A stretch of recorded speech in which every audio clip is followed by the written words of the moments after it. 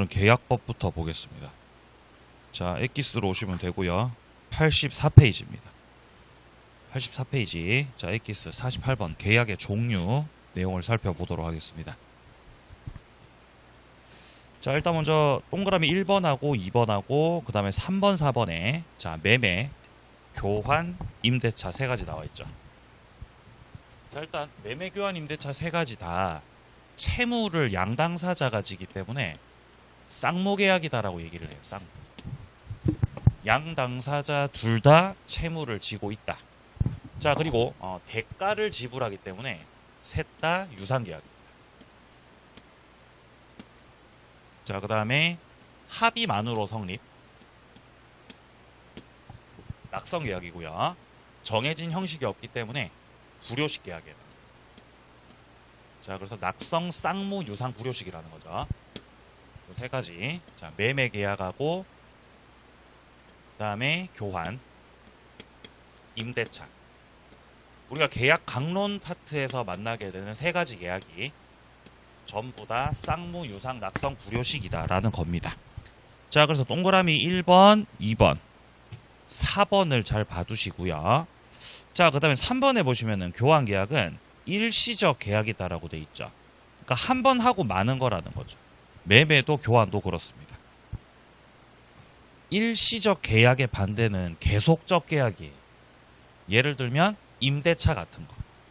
임대차는 존속 기간 동안에 계약 관계가 유지가 되죠. 그러니까 이제 반대고요. 일시적 계약의 반대. 자, 그다음에 5번하고 6번이요. 증여하고 사용대차.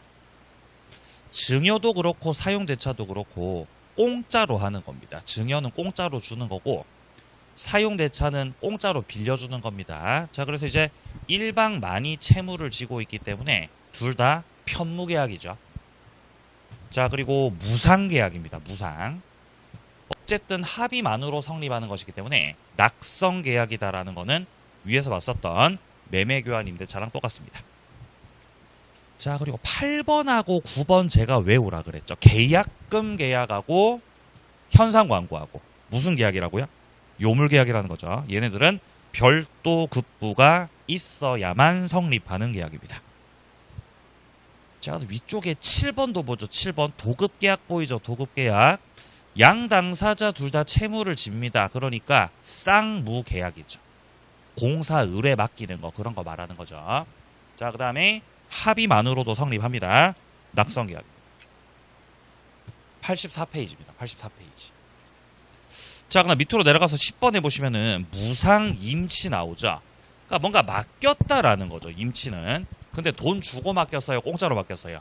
공짜로 맡겼죠. 그러니까 일방만 채무를 지죠. 편무계약이라는 거죠.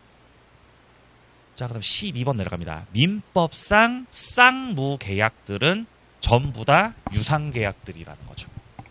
민법에서 존재하는 모든 유상계약들을 집합시키면 유상계약들을 집합시켜요. 민법상 존재하는. 자, 이렇게 유상계약들을 집합시켰을 때 그 안에 들어가는 계약들 중 대다수가 쌍무계약이라는 거죠.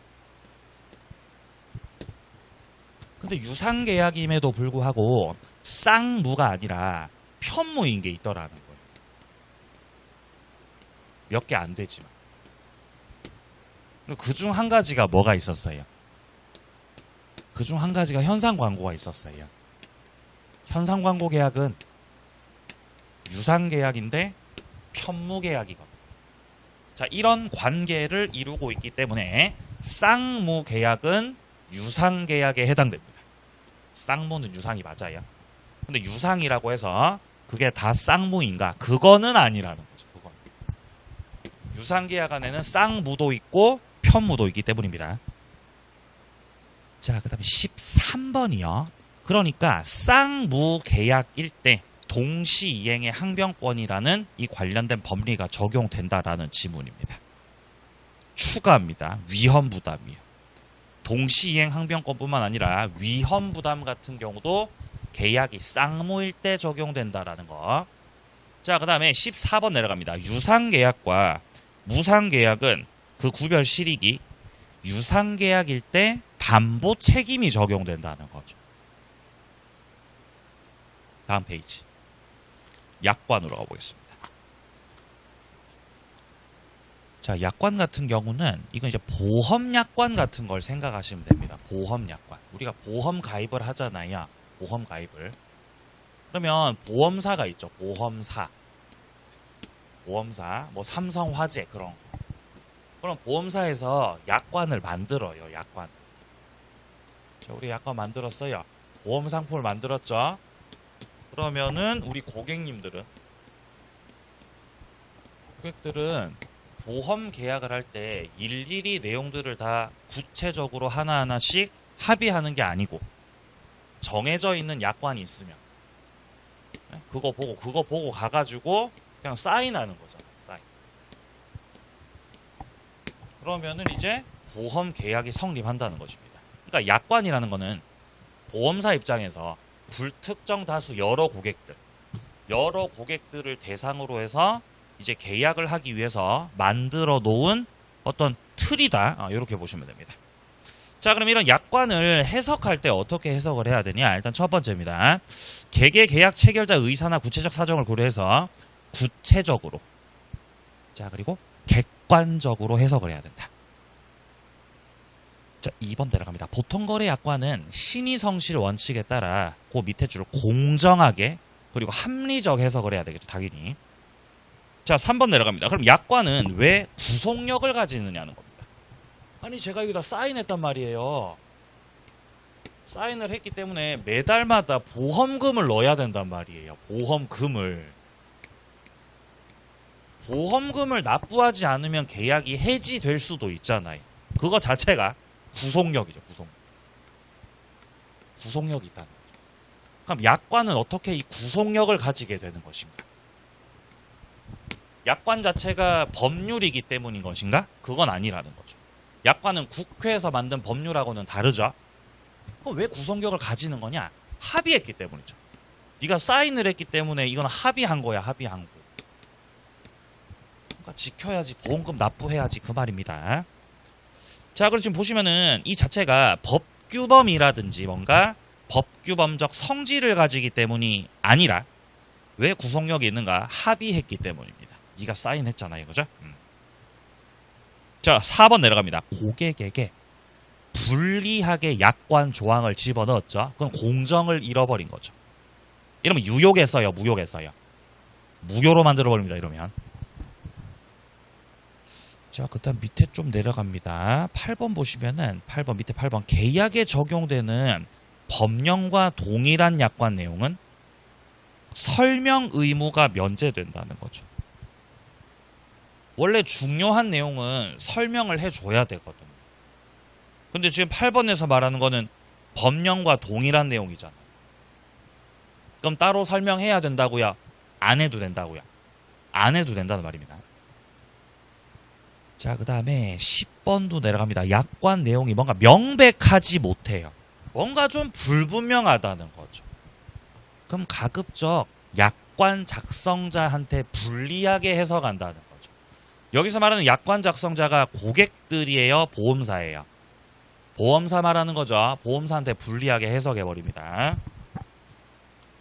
자, 요 정도로 보시면 되겠습니다. 오른쪽 이제 밑에 쪽에 50번 계약의 성립 보겠습니다. 자, 계약이 성립하는 모습. 민법에서 계약이 성립하게 되는 그 모습들을 살펴보게 되면은 성립의 모습이 세 가지가 있습니다. 자, 첫 번째 계약 성립의 모습이 지금 1번 밑에 나오고 있는 청약과 승낙의 합치. 여기에 따라 계약이 성립할 수 있죠. 자, 그 다음에 두 번째 계약 성립의 모습은 87페이지 와보시면은 14번에서 교차 청약이라고 하는 거 있고요.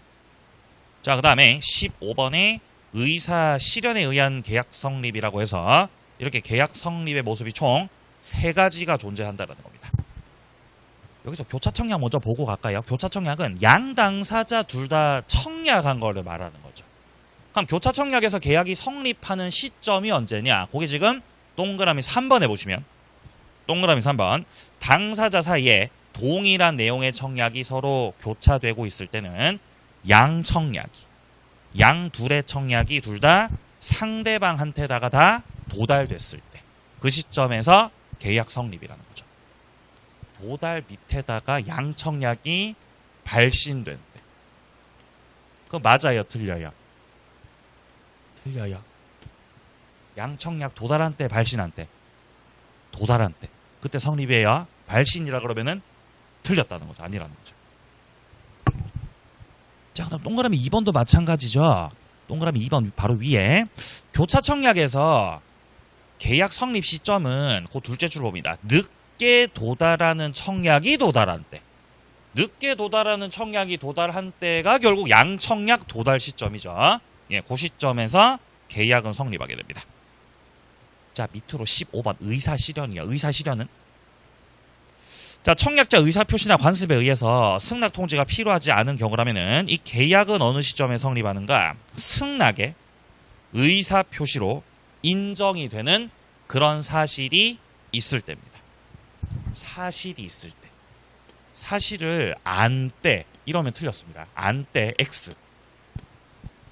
사실을 안 때 성립한다고요? 사실이 있는 때 성립한다고요? 사실이 있는 때입니다. 있는 때. 오케이. 자, 그러면은 청약 승낙으로 다시 돌아갑니다. 85페이지로 돌아갑니다. 자, 85페이지 먼저 첫 번째입니다. 청약과 승낙이 합치가 되면은 계약은 성립하게 된다라는 것입니다. 자, 동그라미 2번 단락을 확인합니다. 청약과 승낙의 어떤 객관적이고 그리고 주관적 합치가 되면은 계약은 성립합니다. 여기서 주관적 합치라는 거는요. 이거는 당사자의 합치를 말하는 거예요. 당사자 합치. 그러니까 계약이 되려면은 기본적으로 자, 갑이 을한테 야, 나랑 결혼하자고 청약을 한 거지. 결혼하자. 그럼 계약이 성립하려면은 누가 승낙을 해야 되는 거죠? 누가 승낙해야 계약 성립하죠? 을이 승낙해야 계약이 성립하는 거잖아. 그죠? 근데 뜬금없이 옆에 있던 이상한 인간이 와가지고 승낙을 하면 이러면 계약이 된다고 계약 안 된다고? 이 계약 안 된다는 이게 주관적 합치가 안 됐다는 거죠. 당사자 합치가 안 됐습니다. 자, 그 다음에 여기서 말하는 객관적 합치라는 거는 어떤 그 가격의 합치를 말하는 거죠. 예를 들어 매매 계약이 되려면은 3억에 팔게요. 예, 3억에 사겠습니다. 그래야 계약이 되는 거죠. 2억 9천으로 깎아주세요. 그러면 이제 객관적 합치가 안 된 겁니다. 자, 그 다음 밑에 3번입니다. 승낙자가 청약과 승낙이 불합치했음에도 합치하는 것으로 오신했다는 거죠. 이런 걸 무의식적 불합이라 그래요.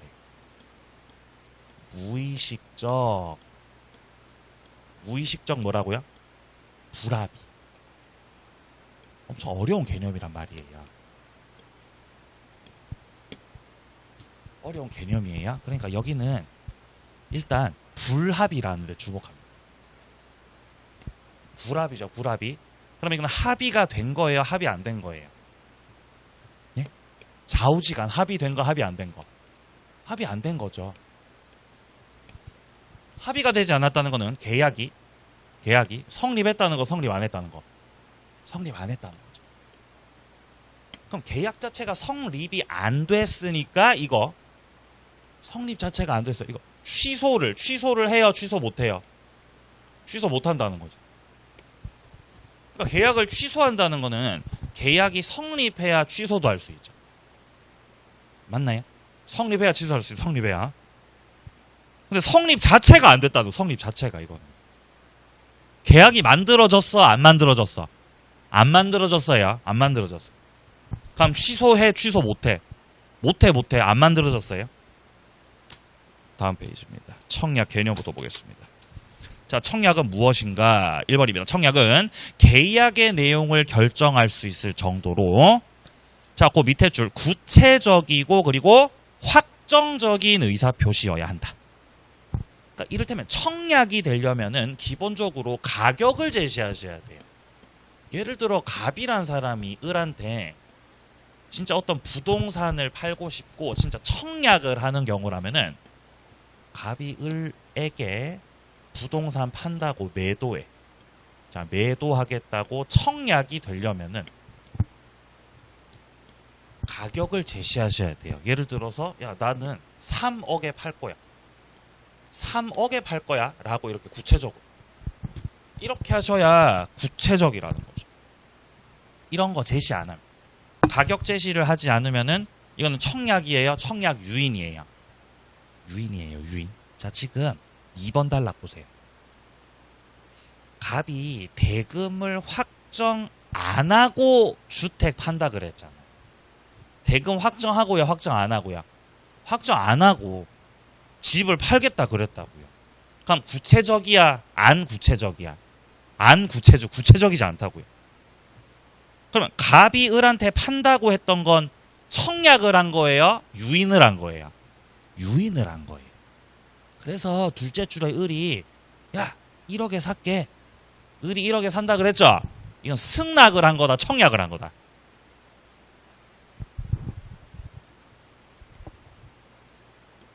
갑이 처음에 을한테다가, 예? 갑이 처음에 을한테다가 야 내가 이거를 1억에 팔게, 1억에 팔게 라고 의사표시했어요. 그럼 여기에 대해서 을이 알겠어 1억에 살게 이렇게 의사표시하면 처음에 갑이 했던 의사표시가 청약이고, 청약에 대응해서 을이 하게 되는 요 의사표시 1억에 살게, 요게 승낙이 돼요. 그러면 갑과 을 사이에서는 계약이 성립하게 되는 것이에요. 청약과 승낙이 합치됐습니다.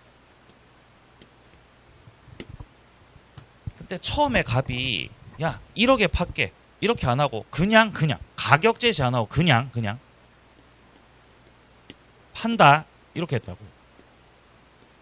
그럼 이건 청약한 거라고요, 유인한 거라고요? 이건 유인이에요. 청약에 유인을 한 거라고. 그럼 여기에 대해서 을이 1억에 삽니다라고 하는 이 의사표시가, 을이 하는 이 의사표시가 구체적인 처음 의사표시가 되기 때문에 승낙을 하는 거, 을이 청약을 하는 거, 청약을 하는 게 돼요. 그럼 청약까지만 됐다는 거지 지금. 그럼 계약이 성립했다, 성립하지 않았다? 성립하지 않은 상황이라는 거예요. 그 지문입니다 지금. 처음에 갑이 했던 의사표시가 유인이었다 이 말입니다. 자, 그리고 3번 달랑 내려갑니다. 선시공 후분양 아파트네요. 준공전에 외형 재질에 관해서 분양 광고에 표현했어요. 그럼 분양 광고에서 떠들었던 것들은 청약으로 봐야 돼요, 청약 유인으로 봐야 돼요? 유인으로 봐야 되는 거예요. 그러니까 계약의 내용이 되지 않는다는 거죠. 너네 이 나쁜 놈들 광고할 때는 막 다 될 것처럼 해놓고 이 나쁜 놈들아 막상 지어놓으니까 막 안 되더라는 거죠. 그게 계약의 내용으로 되지 않는다는 거예요. 그냥 광고 갖다 때린 거는 청약으로 봐야 되니까, 유인으로 봐야 되니까 유인으로 봤다는 겁니다. 유인으로. 자, 밑에 3번 내려가 보세요. 청약의 유인입니다. 자, 계약의 내용이 제시되지 않은 그냥 광고라고 나오면은 일단 우리 문제 풀 때 유인이다라고 해야 됩니다. 자, 그래서 동그라미 2번 단락에 아파트 분양 광고. 자, 그 다음에 3번에 뭐 교섭 당사자가 뭐 견적서를 갖다 제출하는 거, 이런 것들 다 유인에 해당된다는 거죠. 자, 4번 내려갑니다. 청약은 특정인한테다가만 해야 되는 거 아니죠. 불특정 다수를 상대로도 청약을 할 수 있다. 밑에 내려갑니다. 효력이요.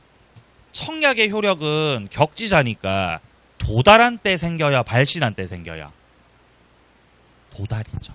도달. 의사표시 효력 발생 시점 자체가 원칙적으로 발신주의예요, 도달주의예요? 도달주의죠. 도달주의. 예. 여기 이제 좀 차이가 있잖아요. 일단 당사자 관계가 격지자일 수도 있고, 자, 떨어져 있는 격지자일 수도 있고, 아니면 현재 지금 서로 대면하고 있는 대화자일 수도 있죠. 격지자와 대화자가 있습니다. 이렇게 있을 때 일단 우리 시험에서 청약이라고 나오면, 청약이라고 나왔다. 그러면 격지자가 됐든 대화자가 됐든 전부 다 발신한 때요, 도달한 때요? 다 도달한 때죠. 격지자도 도달주의, 대화자도 도달주의. 어쨌든 간 의사표시 효력이 생기는 원칙은 다 도달주의라고 해야 되죠. 다만 이 승낙이 나왔을 때는 격지자일 때가 발신주의죠. 여기를 외우라 그러죠. 여기가 예외입니다. 아무리 승낙의 의사표시라고 해도 대화자 관계 속에서는 이게 도달주의라는 거죠. 그죠? 예. 자, 근데 지금은 승낙이라고요? 청약이라고요? 지금은 청약이죠, 청약. 그러니까 이거는 뭐 대화자가 됐든 격지자가 됐든 고민할 필요가 없죠. 도달한 때. 자, 오른쪽 갑니다. 청약이 상대방한테 도달했고 청약에 효력이 생기거든요. 그럼 청약자는 이거를 철회할 수 없는 거예요. 철회를 못해, 철회를. 기다리셔야 돼요.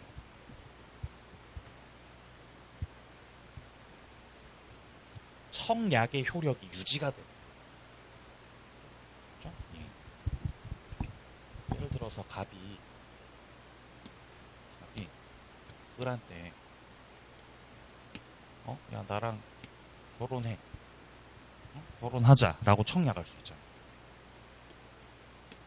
그죠? 청약. 갑이 청약을 했죠. 그럼 청약의 의사표시가 언제부터 효력이 생겨요? 도달한 때. 을한테 청약이 도달하죠. 도달하면 도달한 그때로부터 해가지고 청약의 효력이 이렇게 생기는 거예요. 근데 청약의 효력이 계속해서 유지될 수는 없어요. 그 기간 동안 기다려주긴 하는데 승낙의 기간이 있습니다. 승낙의 기간. 승낙 기간은 정해질 수도 있고 정해지지 않을 수도 있는데, 자, 밑에 쪽에 6번 보세요. 6번. 승낙 기간이라고 돼 있잖아요. 청약자 쪽에서 청약을 할 때 승낙 기간을 정해서 청약할 수도 있고 승낙 기간 안 정하고 청약할 수도 있어요. 자, 동그라미 2번 같은 경우는 승낙 기간을 정한 계약 청약이죠. 정했다고요? 정하지 않았다고요? 정했다고요. 예를 들어서 야, 나랑 결혼하자. 근데 나는 5월 31일까지만 기다려줄게. 이때까지 답 안 하면 나 딴 여자랑 결혼할게. 이렇게 갑이 이렇게 청약해요. 그럼 청약의 효력이 언제까지만 있는 거예요? 5월 31일까지만 있는 거예요. 그죠? 아니 그럼 뭐 계속 더 기다려야 돼요? 더 기다릴 수 없잖아. 바쁜데. 맞죠? 뭐 어떻게 더 그러니까 요때까지만 기다리겠다는 거지. 그러니까 할 생각이면 이 안에 답을 하시라는 거지. 답 안 하면 끝이에요. 끝이에요. 계속 기다려요. 요 날까지만 청약 효력이 있어요. 요날까지만 청약 효력이 있는 거라고. 그럼 대신에 5월 31일 전까지는 승낙 기간이 끝날 때까지는 갑이 기다려줘야 된다고요. 그러니까 갑은 청약했던 거 있죠. 청약했던 거를 도로 철회할 수 없는 거예요. 기다리셔야 돼요. 이게 청약의 구속력이다. 청약의 구속력. 을한테 5월 31일까지 기다린다고 했으면 그 날짜까지는 딴 여자 만나서 결혼하면 돼, 안 돼? 그건 안 된다는 거죠, 그건. 요때까지 기다리시라는 거예요. 철회 못 한다고, 철회 못 해. 근데 지금 보시면 밑에 동그라미 3번입니다. 승낙 기간을 정하지 않은 청약이죠. 기간 정했다고요? 기간 안 정했다고요? 기간 언제까지다라는 말을 안 했어요. 뭐 젠장 평생 구속돼야 됩니까? 그건 아니고 언제까지라고요? 상당한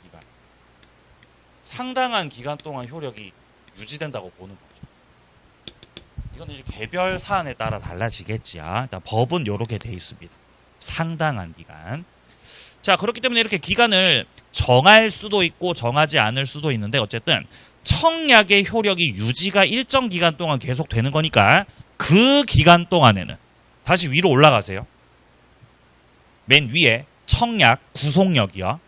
청약이 상대방에게 도달해가지고 효력이 생겼다. 다시 철회할 수 없다는 겁니다. 자, 그 다음에 동그라미 3번 여기도 많이 나오는 지문이죠. 청약, 즉 의사표시를 발송하고 나서 사망하거나 아니 뭐 제한 능력자 되더라도 효력에 영향 없다 그러죠. 유효잖아요. 유효. 자, 그 다음 밑으로 내려갑니다. 밑에 7번으로 내려갑니다. 7번. 승낙의 상대방입니다. 청약 같은 경우는 불특정 다수한테다가 할 수 있는 거지만 이 승낙이라고 하는 거는 청약자한테다가 하는 거죠. 즉 특정인한테다가 한다는 거죠. 그러니까 불특정 다수한테 승낙은 돼야 안 돼요? 그건 말이 안 되는 거예요. 불특정 다수 청약은 되지만 승낙은 안 됩니다. 자, 그 다음에 8번 내려갑니다. 효력 발생 시점은? 어쨌든 간 원칙적 맥락에서 봤을 때는 도달주의라는 겁니다. 원칙적으로. 그러니까 어디까지나 원칙적으로라는 거는 대화자일 때를 말하는 거예요. 우리가 대화자를 기준으로 생각을 해본다면 원래 이 의사표시라는 거는 전부 다 도달했을 때. 청약이 됐든 승낙이 됐든 전부 다 도달이 됐을 때 효력이 생긴다라고 보면 됩니다. 자, 그런데 동그라미 2번이 예외죠. 예외. 출제 많이 됐었죠. 격지자가 나오고 그리고 승낙이 나왔을 때 그때는 도달한 때 발송한 때 그땐 발송한 때라는 것이에요. 좋습니다. 다음 페이지. 자, 9번 지문. 여기도 많이 나왔던 지문입니다. 승낙의 자유입니다. 원래 청약자 쪽에서 청약을 할 때 야, 나랑 결혼해 라고 했을 때 을은 답을 해줘야 돼요? 답을 안 해도 돼요? 답을 해야만 돼? 답을 안 해도 돼? 답을 안 해도 되죠. 씹어도 돼요? 씹어도 되죠. 씹어도 되죠. 예를 들어 갑이 청약을 하면서 이렇게 했던 거죠. 야, 너는 이제 5월 31일까지 답을 해야 되고 5월 30일까지 답해야 돼. 만약에 이 날짜까지 네가 답 안 하면 답 안 할 시 승낙으로 간주한다. 에? 승낙으로 결혼하는 걸로 간주하겠다. 에? 승낙으로 간주한다 그랬어요. 근데 을이 얼척 없어가지고 답을 안 하셨다고. 에? 미쳤구만. 답을 안 했다고. 그럼 계약이 되는 거 계약이 안 되는 거 이런 거 효력 없다는 거죠. 이런 거. 그러니까 지금 첫째 줄 보시면 미리 정한 기간 내로 네가 일을 하지 않으면 승낙으로 간주할게. 에? 승낙한 걸로 본다. 이 효력이 없다는 거죠. 이런 말도 안 되는 거죠. 이런 것들은 상대방을 구속하지 않는다는 겁니다. 효력 없음. 답 안 해도 됨. 많이 물어봤었습니다. 이 지문도. 자, 그 다음에 밑으로 좀 내려가서 11번 볼까요? 11번요. 조건을 붙이거나 변경을 가해서 승낙하는 경우입니다. 깔끔하게 승낙 안 하고 조건 붙여서 혹은 2번 단락 변경을 가해서 이렇게 승낙했다는 거죠. 그럼 이거는 새롭게 청약한 걸로 봐야 되는 거죠. 자, 3번에 보시면 갑이 자기 땅을 을에게 매도 청약했잖아요. 예를 들어 갑이 뭐 한 3억에 판다 그랬어요. 3억에. 근데 을이 깔끔하게 승낙했어요. 대금을 낮춰서 승낙했어요. 대금을 낮춰서 승낙했다는 거죠. 2억 9천 해주면 살게. 뭐 이런 식으로 하셨다는 거죠. 그럼 이건 새롭게 청약을 한 거죠. 그럼 일단은 계약이 되는 거, 계약이 안 되는 거, 성립이. 일단 안 되는 거죠. 자, 12번 내려갑니다. 연착된 승낙입니다. 기간 지난 후에 도착됐다는 거죠. 연착이 돼버린 겁니다. 그럼 연착된 승낙도 새로운 청약으로 보고 다시 승낙을 해서 계약을 성립시킬 수도 있다. 네, 그 말. 자, 요까지 해서 청약과 승낙의 내용을 살펴봤습니다. 고생하셨고요. 다음 페이지. 자, 이제 88페이지입니다. 51번 계약 체결상의 과실 책임 문제입니다. 자, 계약 체결상 과실 책임의 문제 같은 경우는 자, 일단 1번에 보시면은 계약의 성립을 전제로 한다라고 나와 있죠. 자, 이 법리가 조금 복잡할 수 있는데 차근차근 설명드려보겠습니다. 계약 체결상 과실 책임은 자, 이런 거 예를 들어서 갑이 처음에 갑이 공장을 판다 그랬어. 공장. 내가 공장 팔게. 그리고 을이 공장을 10억에 사기. 10억에 매수하기. 자, 10억에 매수하는 걸로 그렇게 갑하고 을 사이에서 합의를 했던 겁니다. 합의. 근데 을이 이제 10억에 사기로 했으니까 자 이제 대금을 마련하려고 이제 뭐 은행 가가지고 막 대출 알아보고 어쩌고 저쩌고 하고 있었던 거죠. 근데 나중에 밝혀진 사실은 계약이 체결하기 전부터 공장은 이미 멸실이었던 거예요. 이미 이행이 불가능한 상태였던 거라. 계약 체결 후에요, 계약 체결 전부터야. 계약 체결 전부터. 그러니까 이거는 원시적 불능이라는 거죠. 원시적이면서도 전부가 다 불능이라는 거죠. 황당하죠. 그러니까 계약서 쓸 때 그때 공장이 있었다고요, 공장이 없었다고요? 공장 없었다고요. 이러면 계약 무효입니다. 무효. 이러면 이 계약은 무효예요. 무효. 그러니까 무효고 더 이상 계약을 진행할 수 없으니까 갑은 을한테 공장을 넘겨야 돼요. 공장 안 넘겨도 돼요. 공장 안 넘겨도 되죠. 을은 10억 줘야 돼. 10억 안 줘도 돼. 안 줘도 되죠. 그럼 이제 어떻게 해야 돼요? 그냥 빠이빠이 하면 되는 거예요. 헤어지자 이제. 다시는 보지 말자고. 다시는 보지 말자고 하고 빠이빠이 하면 된다는 거예요. 그냥 무효니까 더 할 거 없어요. 근데 문제는 나 대출 받았잖아. 대출 받았고 나 이자 나왔어 지금. 이거 어떡할 거예요? 나 지금 위약금 나왔어. 이거 어떡할 거예요? 을한테 손해가 생겼다는 거예요. 이 손해가 왜 생겼냐 이게? 난 계약이 유효라고 난 계약을 유효라고 믿은 거죠. 내가 계약을 유효라고 믿었기 때문에 믿음으로 인해서 손해가 생겼다는 거죠. 그죠? 계약이 유효라고 생각해서 대출 알아봤던 거죠. 이거를 신뢰 손해라 그래요. 유효를 믿었기 때문에 을이 받은 손해다 이 말이죠. 신뢰 손해. 그래서 이 계약 체결상 과실 책임이라고 하는 요 내용이 적용되면은 이 을은 신뢰 손해에 대해서 갑을 상대로 배상을 청구할 수 있는 거예요. 네가 배상을 해라 이 나쁜 놈아 배상 청구. 요게 가능하다는 것이. 신뢰 손해 배상 청구. 그래서 이 신뢰 손해 액수를 산정해 봐야 돼요. 야 대출 이자 얼마 나왔냐? 대출 이자. 야 대출 이자 이 나쁜 놈아 100만 원 나왔어. 100만 원. 위약금도 100만 원 나왔다. 그럼 손해액이 얼마예요? 200만 원이잖아. 그죠? 그다음 플러스 내 정신적인 손해, 정신적인 고통. 정신적인 고통 3억. 네? 3억이 나왔다. 이렇게 을이 주장했던 거예요. 3억 200만 원 내놓으라고. 그죠? 자, 근데 아무리 신뢰 손해액에 대해서 배상 청구할 수 있더라도 이거는 자, 유효라고 가정했을 때. 자, 유효를 가정했을 때. 유효였다면은 을이 얻었을 이익이요. 얻었을 이익을 가리켜서 이행이익이라고 하거든요.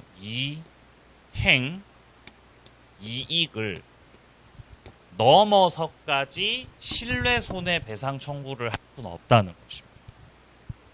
만약에 이 계약이 무효가 아니라 유효였다면 공장이 실제 존재했었고 을이 무사히 공장을 샀더라면 나는 10억의 공장 매수해서 내가 전매 차익을 해가지고 내가 공장 손보고 팔아가지고 한 돈 1,000만 원 얻을 수 있었을 텐데 이 나쁜 놈아. 그러니까 이를테면 을이 계약이 유효였더라면 얻을 수 있었던 게 얼마라고요? 그게 쉽게 말해서 1,000만 원이라는 거죠. 그러니까 1,000만 원 안에서 배상 청구할 수 있다고. 그러니까 3억 200 전부 다 배상 청구 못 한다고요. 얼마까지 배상 청구할 수 있다고요? 얼마까지? 1,000만 원이요. 1,000만 원. 자, 보겠습니다. 자, 1번. 계약이 의사 불합치로 성립하지 않는다라고 되어 있습니다. 문장 끝에 가겠습니다. 이 경우는 계약 체결상 과실 책임을 물을 수 없다. 계약 체결상 과실 책임을 묻기 위해서는 적어도 계약이 성립했어야 됩니다. 여기서 계약이 원시적 전부불능이라서 무효라 그랬잖아요. 그러면 계약이 무효라는 거는 일단 계약이 성립했다는 거예요? 성립 안 됐다는 거예요? 성립된 거임? 성립 안 된 거임? 성립된 거예요. 그래야 무효라고 할 수 있어요. 그러니까 우리가 사람을 볼 때 못생겼다. 잘생겼다. 라고 하려면 적어도 뭐는 있어야 돼요? 예? 얼굴이 있어야 잘생겼네, 못생겼네 라고 할 수 있다고요. 무효잖아, 무효. 무효는 효력이 없는 거잖아. 효력이 생기면은 유효라 그러고, 효력 안 생기면 무효라 그러죠. 그거 하려면은 일단 계약이 있어야 돼, 계약이 없어도 돼? 있어야죠. 일단 존재해야 된다는 거죠. 계약이 어쨌든 간 존재해야 성립이 돼 있어야 무효라고 할 수 있다는 말이에요, 지금. 그러니까 계약 체결상 과실 책임은 원시적 전부불능 무효를 말하는 것이고, 이거는 성립을 전제로 하는 거라고요. 근데 지금 동그라미 1번에서 하는 말은 계약이 성립한다고요? 성립하지 않는다고요? 성립하지 않았어요. 그럼 계약 체결상 과실 책임이 된다고 안 된다고? 안 돼, 안 돼. 그 말이에요, 지금. 자, 밑에 내려갑니다. 동그라미 2번. 우리 민법은 원시적 불능에서 계약 체결상 과실 책임을 정하고 있다.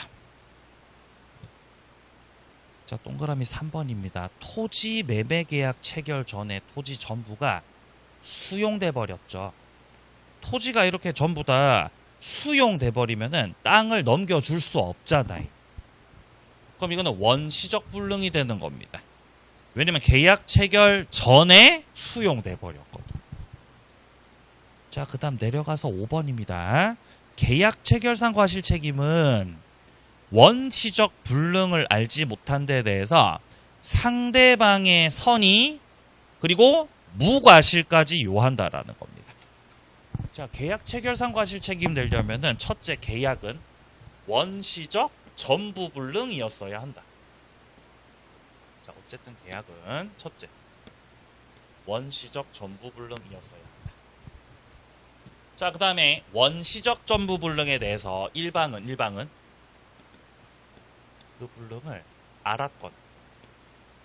알았거나 알 수 있었어야 한다.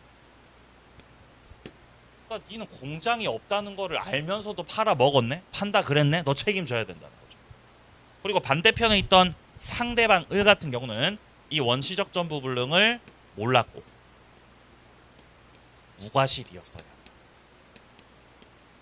이 세 가지가 성립 요건입니다. 알았거나 알 수 있었어야, 몰랐고 무과실. 요 세 가지가 성립. 근데 지금 여기서 말하고 있는 거는 상대방 을을 말하는 거죠. 이 을의 선의 그리고 무과실까지 필요하다. 이 말인 것이고요. 자, 그다음 밑에 신뢰 손해로 내려가 보죠. 계약 체결 전에 이미 매매 목적물이 전부 다 멸실되었다는 사실을 알지 못해서 손해를 입은 계약 당사자입니다. 알지 못해서 손해를 입은 자가 갑을 말하는 거예요? 을을 말하는 거예요? 누구 말하는 거죠? 을 말하는 거죠. 을. 이 을은 계약 체결 당시 그 사실을 안 상대방이 누구예요? 안 상대방이 갑이겠죠. 안 상대방 갑에게 계약 체결상 과실 책임을 물어서 신뢰 손해배상 청구를 할 수 있다. 그 말입니다. 자, 7번 내려갑니다. 계약 체결상 과실을 이유로 한 신뢰 손해배상은 유효함으로 인해 생길 이익액을 넘지 못한다. 자, 여기서 둘째 줄에 유효함으로 인하여 생길 이익액, 이걸 한 단어로 바꾸면 그게 바로 이행이익이랍니다. 신뢰손해 액수는 이행이익을 넘기지 못한다. 그 말이죠. 자, 그 다음에 오른쪽 8번 가겠습니다. 부동산 매매 계약을 하는데 실제 면적이 계약 면적에 미달하고 있어요. 미달 부분이 원시적 불능이라고 지금 얘기하고 있습니다. 이런 걸 수량 부족이라 그래요. 수량 부족.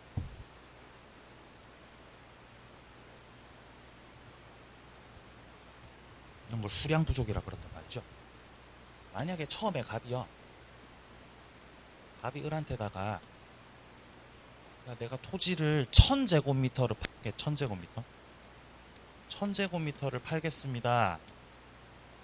이렇게 갑과 을 사이에서 계약을 했던 거예요. 근데 을이야 토지를 매수한 다음에 측량해 보니까, 야, 측량해 봤더니 800제곱미터밖에 안 돼. 이런 걸 우리가 담보 책임에서 봤었던 수량 부족이라고 그러죠. 수량이 부족해. 그럼 수량이 부족하다는 건 원시적 불능이에요? 후발적 불능이에요? 제곱미터였던 거잖아요. 그러면은 처음에 매매하기로 했던 건 1000제곱미터잖아요. 확인해 보니까 800제곱미터였던 거죠. 그러니까 200제곱미터만큼이 부족한 거잖아요. 그럼 그게 원시적 불능이에요? 후발적 불능이에요? 이게 원시적 불능이에요. 원시적 불능이죠. 그러니까 200제곱미터가 부족했던 거는 처음부터 200제곱미터가 부족했던 거예요? 사고 나니까 부족해진 거예요? 처음부터 800제곱미터짜리였던 거죠. 처음부터. 그래서 이게 원시적 불능이라는 거예요. 근데 전부 다 불능, 원시적 일부 불능. 원시적이지만 일부가 불능입니다. 이런 경우에는 아까 설명드렸던 여기 계약 체결상 과실책임. 자, 줄여서 계약 체결상의 과실책임 이라고 하는 요 법리가, 계약 체결상 과실책임이라고 하는 요 법리가 이쪽 사례에다가 요거를 적용시킬 수는 없다는 거예요. 왜냐면 계약 체결상 과실책임이 적용되려면은 원시적 불능이면서도 무슨 불능이어야? 전부 다 불능이어야. 그때 이 개체과를 적용시키는 거랍니다. 근데 수량 부족 일부 멸실은 원시적이긴 하지만 무슨 불능이어서? 일부가 불능이어서. 이때는 담보 책임에 따로 규정돼 있거든요. 거기 가서 문제 해결해야 되는 거지. 개체과를 적용시키면은 안 된다는 거죠. 그 말이죠. 아니면은 계약을 체결하고 나서 불능됐어요. 그러면은 이거를 우리는 후발적 불능이라고 그러거든요. 후발적으로 불능일 때는 역시나 계약 체결상 과실책임을 적용시킬 수는 없습니다. 개체과는 원시적 불능에서 적용되는 거, 후발적 불능에서 적용되는 거, 원시적 불능에서 적용되는 거거든요. 일단 동그라미 8번 다시 보죠. 동그라미 8번. 부동산 매매를 하는데 실제 면적이 계약 면적에 미달하고 있다는 거죠. 이때 그 미달 부분이 원시적 불능이야. 그거를 이유로 계약 체결상 과실 책임을 물을 수는 없다는 거예요. 네. 여기는 지금 일부가 불능이라서 적용이 안 된다라는 말이 그 다음에 내려갑니다.